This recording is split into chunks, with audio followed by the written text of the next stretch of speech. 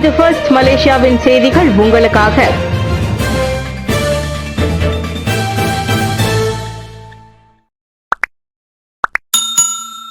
Clan அரசு மருத்துவமனை அவசர சிகிச்சை பிரிவில் தீ விபத்து, மின் மற்றும் எரிவாயு அமைப்புகளை பரிசோதிக்க ஸ்லாங்கூர் சுகாதாரத்துறை உத்தரவு. கிளான் தெங்கு அம்புவான் ரஹிமா மருத்துவமனையின் அவசர சிகிச்சை துறை முழுவதும் மின் மற்றும் மருத்துவ எரிவாயு அமைப்புகளை சோதனை செய்ய ஸ்லாங்கூர் மாநில சுகாதாரத்துறை உத்தரவிட்டுள்ளது.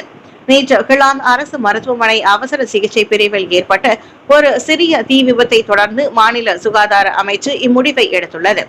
சம்பவத்தின் போது மொத்தம் 126 நோயாளிகளும் 62 ஊழியர்களும் ஜேகேடியில் இருந்ததாகவும், ஆனால் காயங்களும் உயிரிழப்புகளும் எதுவும் ஏற்படவில்லை என்றும் மருத்துவமனை அறிவித்துள்ளது. இந்த தீ விபத்தில் அவசர சிகிச்சை பிரிவின் 1% பகுதி சேதமடைந்துள்ளது என்றும் அறியப்படுகின்றது. HDAR பணியாளர்களின் விரைவான நடவடிக்கையால் குறுகிய காலத்தில் தீயை கட்டுப்படுத்தி இருந்தாலும் இதற்கான காரணத்தை கண்டறியவும் தற்காப்பு நடவடிக்கைகளை மேற்கொள்வதிலும் அமைச்சு தீவிர செயல்பட்டு வருகிறது. அனைத்து மலேசியர்களுக்கும் 100 ரிங்கெட் சாரா உதவி விரிவாக்கம் உள்ளிட்ட 6 அறிவிப்புகளை வெளியிட்டார் பிரதமர். இவ்வாண்டு தேசிய தினத்தை முன்னிட்டு 18 வயதுக்கு மேற்பட்ட அனைத்து மலேசியர்களுக்கும் மை கார்டு அட்டை வாயிலாக 100 ரிங்கெட் சாரா உதவி நிதி வழங்கப்படுகிறது.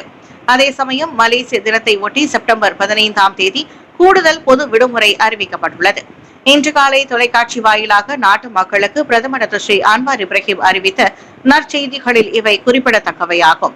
இவ்வேளையில் செப்டம்பர் 1 முதல் RON 95 பெட்ரோல் விலை 1 ரிங்கெட் 99 சென்னாக குறைக்கப்படுகிறது. இந்த விலை குறைப்பின் வாயிலாக சுமார் 18 மில்லியன் மக்கள் பயனடைவார்கள் என பிரதமர் சொன்னார். ஏழை மற்றும் பரம ஏழைகளின் நிதி சுமைகளை குறைக்கும் வண்ணம் வியாழக்கிழமை செஜத்ரா மடானி திட்டமும் அறிமுகப்படுத்தப்படவிருக்கிறது. மக்களின் வாழ்க்கை செலவினத்தை குறைக்க உதவும் வகையில் டோல் கட்டண உயர்வையும் அரசாங்கம் ரத்து செய்துள்ளது. மலிவு விலையில் மக்களுக்கு அத்தியாவசிய பொருட்களை வழங்கும் ரஹ்மா மடானி விற்பனை திட்டத்திற்கு 600 மில்லியன் ரிங்கிட் ஒதுக்கப்பட்டுள்ளது. தனியார் துறை ஊழியர்களுக்கான குறைந்தபட்ச ஊதியம் ஆகஸ்ட் 1 முதல் 1700 ரிங்கிட் என்ற அளவில் அமலுக்கு வருகிறது. நாட்டு மக்களே ஆவலுடன் காத்திருந்த நிலையில் மலேசியர்களுக்கு நன்றி பாராட்டும் விதமாக பிரதமர் இந்த அறிவிப்புகளை வெளியிட்டு மனம் குளிர வைத்துள்ளார். ஜம்ரி வினோத் விஷயத்தில் ஆதாரங்கள் போதவில்லை என்பது வெறும் சாக்கு போக்கே, மஹிமா சிவகுமார் சாடல். சர்ச்சைக்குரிய 2 சமய போதகர்களான ஜம்ரி வினோத் மற்றும் ஃபிர்டவுஸ் வாங் மீது சட்ட நடவடிக்கை எடுக்க போதிய ஆதாரங்கள் இல்லை என்பது வெறும் சாக்கு போக்கே. மஹிமா எனப்படும் மலேசிய இந்து ஆலயங்கள் மற்றும் இந்து அமைப்புகள் பேரவையின் தலைவர் டத்தோ என் சிவகுமார் அவ்வாறு சாடியுள்ளார். சட்ட சீர்திருத்தங்களுக்கான பிரதமர் துறை அமைச்சர் டத்தோ ஸ்ரீ அசலினா ஒத்தமான் சைட்டின் அந்த அறிவிப்பு பெருத்த ஏமாற்றத்தை ஏற்படுத்தியுள்ளதாக அவர் கூறினார். ஆதாரங்கள் போதவில்லை என்ற காரணமெல்லாம் உணர்ச்சி பூர்வமான விஷயங்களை உரிய வகையில் கையாளாமல் பொறுப்பை தட்டி கழிக்கும் செயலாகும். இது பல்லின மதங்களுக்கு இடையிலான நல்லிணக்கத்தை சீர்குலைத்து விடும் என கோலாலம்பூர் ஸ்ரீ மகா மாரியம்மன் தேவஸ்தானத்தின் அறங்காவலருமான அவர் சுட்டிக்காட்டினார். ஜம்ரி வினோத், ஃபிர்டவுஸ் வாங் இருவருக்கும் எதிராக செய்யப்பட்ட நூற்றுக்கணக்கான போலீஸ் புகார்கள், வீடியோ பதிவுகள், சமூக ஊடக பதிவுகள் போன்றவை கற்பனை கதைகள் அல்ல. எனவே ஆதாரங்கள் போதவில்லை என்பது கேட்பதற்கே மிகவும் வேடிக்கையாக உள்ளது என சிவகுமார் சொன்னார். ஷா அலாமில் ஆட்டோமொபைல் மையத்தில் அதிரடி சோதனை, தலை தெறிக்க உடைய வெளிநாட்டு வியாபாரிகள். ஷா அலாம் செக்ஷன் 15 ஆட்டோமொபைல் வர்த்தக மையத்தை நேற்று மாலை குடிநுழைவு துறையும் ஷா அலாம் மாநகர் மன்றமும் முற்றுகையிட்டதில் வியாபாரிகளான வெளிநாட்டினர் தலை தெறிக்க ஓடினர். இதனால் அப்பகுதியே பரபரப்பானது. மளிகை கடை, முடி திருத்தும் கடை, கார் கழுவும் கடை போன்றவற்றை நடத்தி வருவதோடு கடை தெருக்களின் பின்னால் உயிருள்ள கோழிகள் மற்றும் வாத்துகளையும் இந்த வெளிநாட்டினர் விற்று வருகின்றனர். முறையான உரிமம் இன்றி வியாபாரம் செய்து வரும் கடைகளை குறிவைத்து அந்த அதிரடி சோதனை மேற்கொள்ளப்பட்டது. இந்நிலையில் அதிகாரிகள் வருவதை கண்டதுமே சில வியாபாரிகள் கடைகளை அவசரமாக மூடிவிட்டு ஓட்டம் பிடிக்க முயன்றனர். மொத்தம் 89 கடைகளை பரிசோதனையிட்ட அதிகாரிகள் அவற்றில் 5 கடைகளை மூட உத்தரவிட்டதோடு ஒரு கடைக்கு சீல் வைத்தனர். உரிமம் இல்லாதது, வெளிநாட்டினர் நடத்தி வந்தது, முறையான பெர்மிட் இன்றி உயிருள்ள கால்நடைகளை விற்றது உள்ளிட்ட குற்றங்களுக்காக கடைகள் மூட உத்தரவிடப்பட்டன. பாலைக்குலாவில் கொடூரம், 13 வயது தங்கையை கற்பழித்த அண்ணன் பாலியல் தொந்தரவு கொடுத்த தந்தை.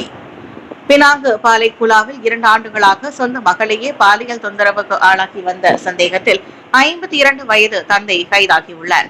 அப்பெண் பிள்ளை 13 வயதாக இருக்கும்போது முதன்முறையாக அக்கொடுமைக்கு ஆளானது. இப்போது 15 வயதிலும் அது தொடருகிறது. ஆக கடைசியாக கடந்த ஜூலை 8ஆம் தேதி வீட்டில் வைத்தே தந்தை அக்கொடுமையை புரிந்துள்ளார். பள்ளிக்கு போவதற்கு முன் கை செலவுக்கு பணம் கொடுப்பதாக கூறி மகளை படுக்கை அறைக்கு அழைத்து பாலியல் சீண்டல் செய்துள்ளார். இது போதாதென்று 22 வயது சொந்த அண்ணனை தங்கையை கற்பழித்த கொடூரமும் நிகழ்ந்துள்ளது. வீட்டில் யாரும் இல்லாத போது தந்தையும் மகனும் இந்த அவமானகர செயலில் ஈடுபட்டுள்ளது போலீஸ் விசாரணையில் தெரிய வந்துள்ளது. குற்றவியல் சட்டம் மற்றும் 2017 சிறார் பாலியல் வன்கொடுமை சட்டத்தின் கீழ் தந்தையும் மகனும் தடுத்து வைக்கப்பட்டு விசாரிக்கப்படுகின்றனர்.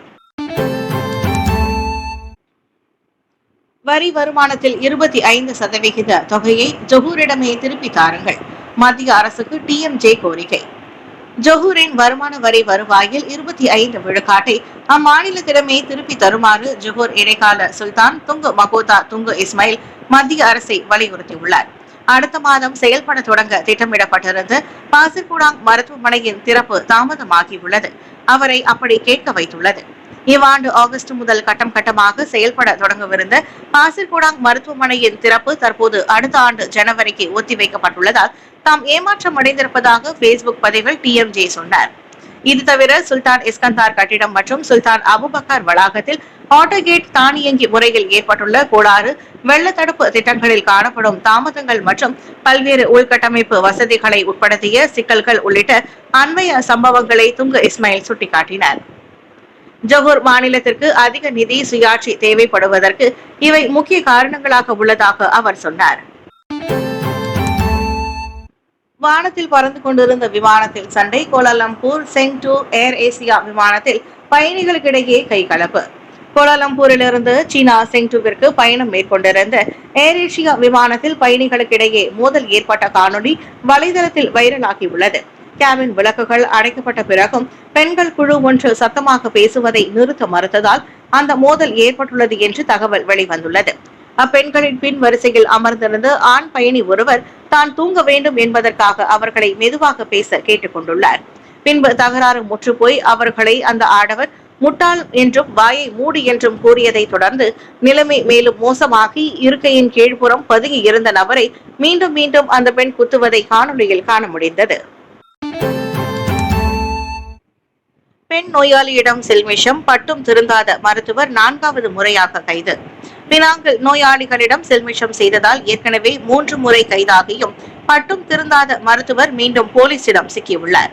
43 வயது அவ்வாடவர் இம்முறை பயர் லெபாஸ் உள்ள தனியார் கிளினிக்கில் பெண் நோயாளியிடம் வேலையை காட்டியுள்ளார்.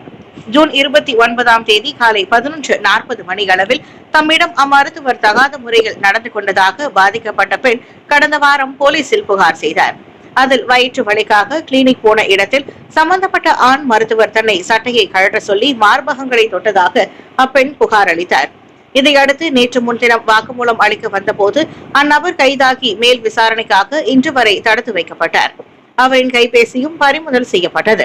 இதற்கு முன் ஒரு மருத்துவமனையிலும் 2 கிளினிக்குகளிலும் 3 பெண் நோயாளிகளிடம் அவ்வாடவர் சில்மிஷம் செய்துள்ளார். போர்ட் கிலானில் 83 கொள்கலன்களில் இருந்த 9.17 மில்லியன் ரிங்கிட் மதிப்புள்ள பழைய உலோகப் பொருள் பறிமுதல்.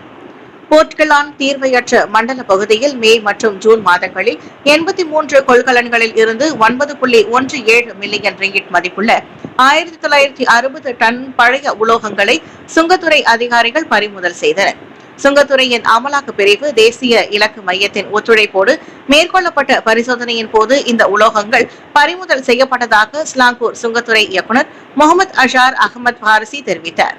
இறக்குமதி பெர்மிட் இன்றி அந்த உலோகப் பொருட்கள் கொண்டு வரப்பட்டதாக 83 கொள்கலன்களில் மேற்கொள்ளப்பட்ட கண்காணிப்பு மற்றும் பறிமுதல் நடவடிக்கை மூலம் தெரிய வந்ததாக அவர் கூறினார். பழைய உலோகத்தை இறக்குமதி செய்வது சுங்கத்துறையின் 2023ஆம் ஆண்டு இறக்குமதி தடை உத்தரவின் கீழ் நிர்ணயிக்கப்பட்டுள்ள சிரீம் பிரஹாத் வழங்கிய இறக்குமதி அனுமதிக்கு உட்பட்டது என குலாம் இன்டாவில் சுங்கத்துறை அலுவலகத்தில் நடைபெற்ற செய்தியாளர்கள் கூட்டத்தில் முகமது அஷார் கூறினார். செப்டம்பர் 15ஆம் தேதி கூடுதல் பொது விடுமுறை நாளை முதலாளிகள் கடைபிடிக்க வேண்டும். மலேசிய தினத்துடன் இணைந்து செப்டம்பர் 15ஆம் தேதியை கூடுதல் பொது விடுமுறை நாளாக அறிவித்ததை முதலாளிகள் கடைபிடிக்க வேண்டும் என்று மனிதவள அமைச்சர் ஸ்டீவன் சிம் கூறினார். முதலாளிகள் கூடுதல் பொது விடுமுறையை வழங்கவும், தங்கள் வழக்கமான சம்பளத்தை செலுத்தவும் அல்லது பொது விடுமுறை விகிதத்தின்படி ஊழியர்களை வேலைக்கு வந்து தங்கள் சம்பளத்தை செலுத்தவும் அறிவுறுத்தலாம் என்று அவர் கூறினார். குறிப்பிட்ட விடுமுறை நாளில் ஊழியர்கள் வேலை செய்ய வேண்டியிருந்தால் முதலாளிகள் மற்றொரு நாளில் மாற்று விடுமுறையை வழங்கவும் தேர்வு செய்யலாம்.